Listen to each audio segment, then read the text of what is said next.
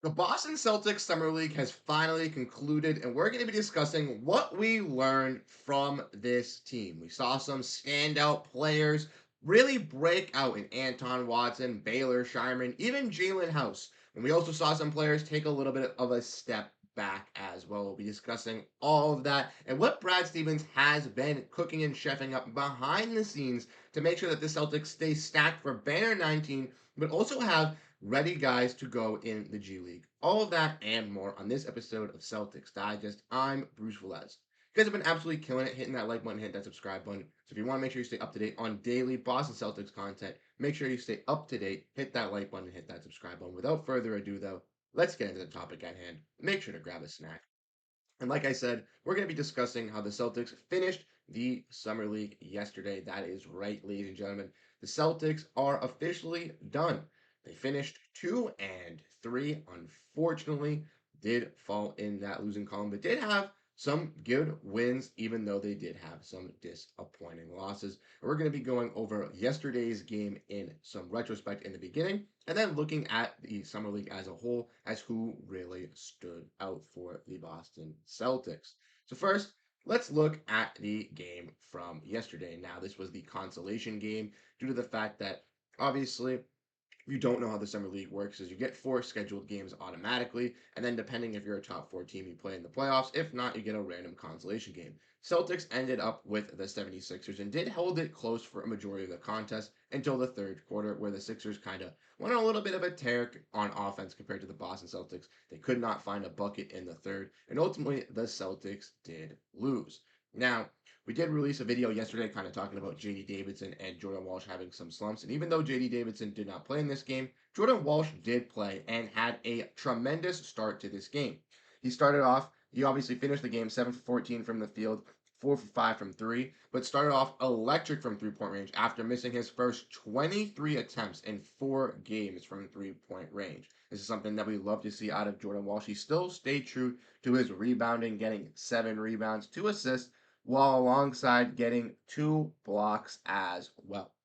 Now, Jordan Walsh, once again, played fantastic on the defensive side for the entirety of the Summer League, but for the offensive side, seemed to struggle a little bit. In this game, still had some struggles as he did start off hot. He only did shoot 50%, but he did still stay solid on the offensive side. Baylor Shireman had a little bit of inconsistencies as well in this game, but he makes all the hustle plays, makes all the right plays. Anton Watson, who we also talked in a video yesterday, talking about how he is a steal for the Boston Celtics, once again really turned up, really showed up, and proved why he deserves that last two-way spot with this Celtics team. He shot 50% from the field, got his 3 point down a little bit as well, notching 4 rebounds, 3 assists with 15 points. Now, looking at the other players, Drew Peterson, who was already on a two-way deal, who sat out last game, did get some playing time until he looked a little bit better. When looking at the bench, though, the two guys that I do want to mention are Jalen House and Tyler Cook. Now, Tyler Cook did go to the University of Iowa, has had some run a little bit here. Hasn't really blossomed and looked that great, but in this game where a lot of the Celtics players were sitting out, he did look solid, putting up over 15 points and having some solid efficiencies. And Jalen House, once again, kind of led that comeback in that Hornets game in game three. He is a very solid, scrappy defender. Obviously, like his father, Eddie House, can hit that 3 point shot at an efficient clip and be a precision scorer from 3 point range, but also has that mid range and that playmaking. He's a very scrappy player and someone that I think really fits that Celtics mold, that Celtics team, and I think that they should be eyeing him as well. Ultimately, like I mentioned, the Celtics did finish 2-3 in the Summer League. They lost their first game to the Miami Heat. Then they won their second game versus the Los Angeles Lakers in a pretty commending blowout win, Bronny James only having 2 total points. They came back versus the Hornets in a clutch win that they desperately needed, being down the entire first half. And then in game four, blown out by Dallas, and then ultimately losing the third quarter versus the Sixers and not being able to win this game. Now, as we know with this Boston Celtics team, they haven't really been trying this Summer League, or else they would have been playing some other guys. Jaden Springer, if you want to look at this game, has been sitting out since game one, where he dropped 20 points and proved that he could be in the Celtics rotation. Neemias Queta, who, in my opinion, shouldn't have been in the Summer League, did get to travel with the team and play with them, and in both games that he played in the first two, dropped 20 points apiece. After seeing that performance, the Celtics realized he doesn't need to play.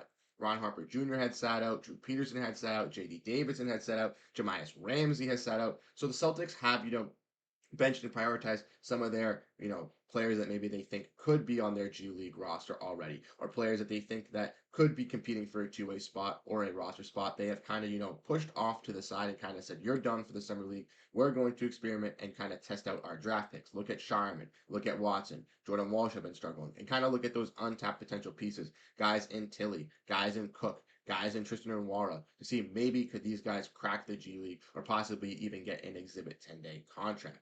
Now, honestly, that kind of is all up to discussion, whatever Brad Stevens decides what he wants to do. But ultimately, from this summer league, we did see some guys really stand out and some guys kind of not do the greatest. Let me know what you guys thought of the game yesterday.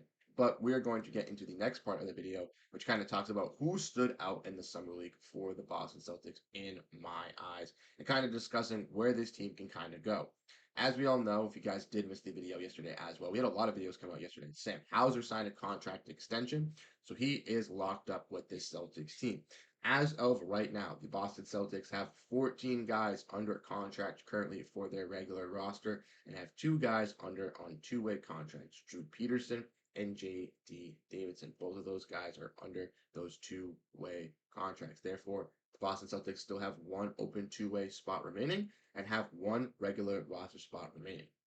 Now, I don't necessarily see them filling out this last roster spot at this very moment due to the fact that there's a possibility of an abundance of trades still happening with the league, with names like Lauri Markkanen, Brandon Ingram, Zach LaVine, all in abundance still possibly could be getting traded by the start of the season, and some guys could be available on the buyout market, or the Celtics could jump in to kind of help and facilitate one of those trades.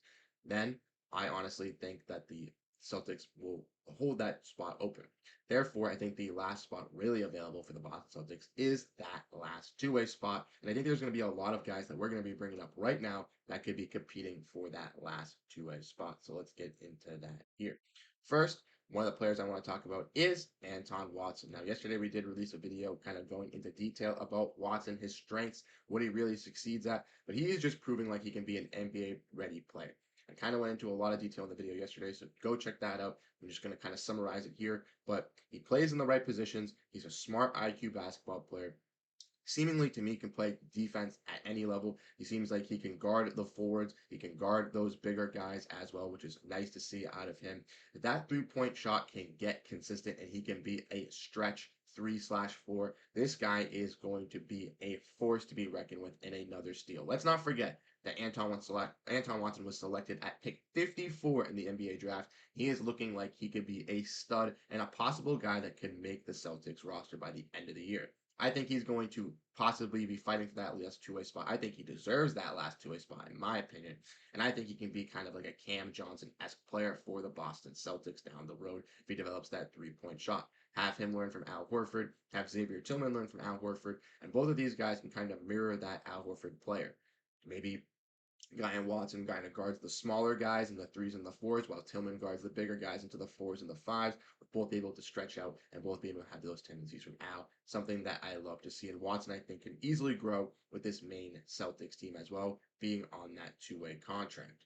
Next, the player that I want to talk about and dive into is Jalen House. Now, Jalen House is another hard worker, a guy who I mentioned and talked about is a very scrappy point guard, can stretch and be able to play make, facilitate, score from any level on the court. He can hit the mid-range, he can score at the basket because he's very, very quick. He also can hit the three-pointer on a consistent rate as well.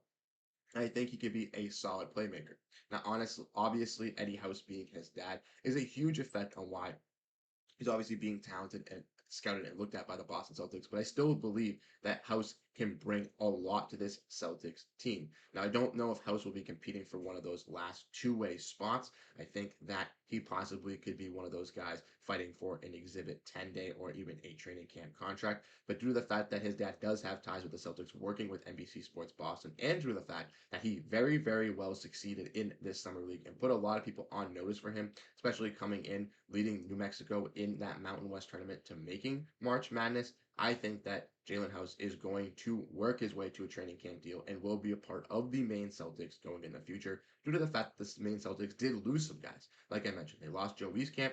DJ Stewart just signed a two-way deal with Chicago on their summer league team. So I do believe a guy like Jalen House could be a replacement for some of those guys on the main Celtics and possibly could work himself way up to one of those two-way or standardized contracts in the future. Next, we're going to be talking about Baylor Scheierman, who was gifted a standardized contract from the Boston Celtics, being their first round selection. And throughout the summer league, he had some inconsistencies on his shooting, but there is one thing that I do love to see out of Baylor Scheierman, and that he gives 100% effort every time he makes a play. If he airballs a three, if he misses a three, he's fighting for that offensive rebound. He's going to get back his own shot. And even like we saw in the Lakers game, him diving into the front row of the stands, three, four rows back to try to save a loose ball. Those are the hustle plays that you love to see. And that's what is ingrained in Celtics culture. We saw that with Marcus Smart. We saw diving on the loose balls on the floor for many, many years. And that translated for Jaylen Brown, translated for guys like Grant Williams. And now we're going to see it with guys like Baylor Scheierman. We're going to learn this from guys like Derrick White, Jrue Holiday, and Jaylen Brown. You just love to see it, this Celtics culture just staying ingrained, that hard work, that hustle, never giving up on a loose ball is just what we love to see as Celtics fans. And I think Baylor Scheierman is going to hit that note perfectly. I think he's a mix of a guy in Peyton Pritchard and Sam Hauser, kind of that Svi Mykhailiuk replacement. I think he has the playmaking and facilitation of a Peyton Pritchard. He has that length and size and can play, and if he learns how to play tough defense, can be that defender like Sam Hauser is for the Boston Celtics. Don't necessarily know if he's going to get that much playing time with the team. I think he'll be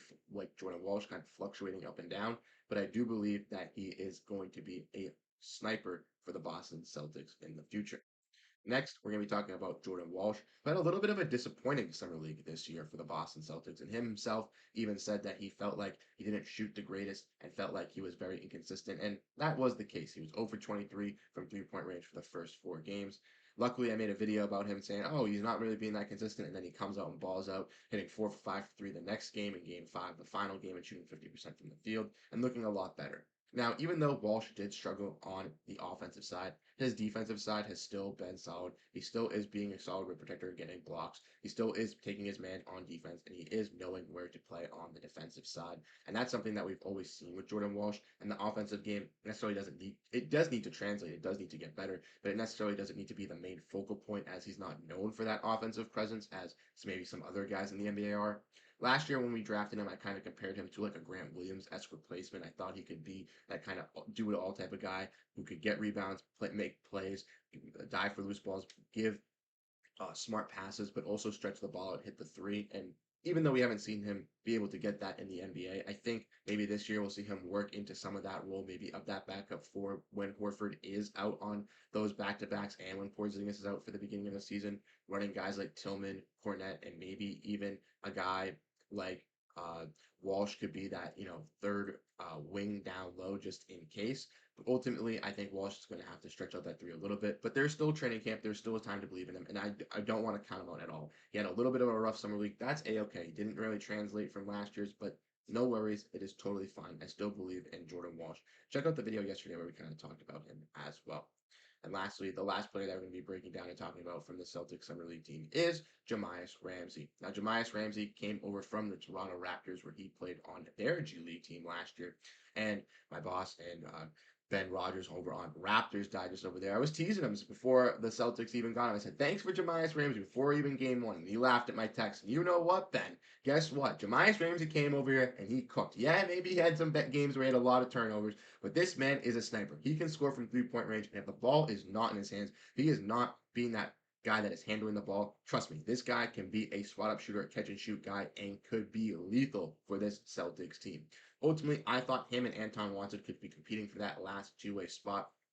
And retrospectively, kind of looking at it now, I wish a guy like J.D. Davidson maybe not have gotten that two-way spot. They kind of waited on him and maybe given it to Jahmi'us Ramsey, but ultimately giving to J.D. Davidson is A-okay. J.D. Davidson, Drew Peterson, those two guys guaranteed get the two-way spot. Now, obviously, Jahmi'us Ramsey will be competing for the last one alongside Anton Watson, and I do think that he could fight for it, but Watson looked like more polished on defense, looked like a better player totally wise, and is a little bit younger, obviously coming in as a draft pick, that I do believe he'll get that two-way spot. But I do believe that Jahmi'us Ramsey, again, will fight in training camp, will play with this team, and will be on this main Celtics squad alongside a guy in Jalen House. So I will be excited to see those two guys kind of come over and see how they play. And who knows, maybe a guy like Jahmi'us Ramsey, or maybe a guy in Tristan Noara or Ron Harper Jr. or any of those guys that have an Exhibit 10 day, or like a guy like Jalen House could blossom, could be a standout on the main Celtics team, really, really dominate, help this team win a G League championship. And then who knows? Then they could work their way up to a two-way or a standardized contract in the future. The possibilities are endless for these guys, and I'm really, really excited to see what we have. There's also an abundance of other guys that were on this team, from Tilly to obviously Tristan Nwara, who I mentioned, to even JD Davidson, and that you guys can figure out with them. Tristan Nwara didn't really see that much. Tyler Cook didn't really see that much to the last game. JD was all right. I didn't really take that leap that Springer and Cada really did in the summer league that we saw, and truly I think that's kind of held him back a little bit. But ultimately, I do like what I saw out of the Celtics Summer League, regardless of the standings of 2 and 3. We know they weren't trying their best. They rested guys like Springer and Cada, and I do like what we saw out of our young guys. Ultimately, I do believe that Watson will get that last two-way spot. I do believe that House and Jahmi'us Ramsey will be a part of the main Celtics, and we'll have to see with the rest of everybody else. Honestly, when they rested some of these guys, even guys like Nwara, Ron Harper Jr., Tyler Cook, I would want them on the main Celtics. They have potential. They look like they can be bright spots. Keep this summer league team together. Have them have cohesion. They already have some teamwork and playing together. Integrate some of those guys into the main Celtics, into our normal G League team, and therefore you can then have that chemistry coming over from summer league already to the G League, and it just makes it even easier for them to compete for that G League championship. But let me know what you guys think down below in the comment section. It was a very long video kind of going over the summer league, but I wanted to cover it as a whole for all of you guys. Like I said, daily videos coming up for you guys. Weekly live streams will be coming back starting on Wednesday nights. So like I said, we will be back here live Wednesday nights doing those weekly live streams. We'll have some stuff cooking up for you guys. Make sure to stay up to date. Make sure to stay tuned by hitting that like button, hitting that subscribe button for all the daily Celtics content here on Celtics Digest. I'm Bruce Velez. Have a great rest of your day, and go Boston Celtics.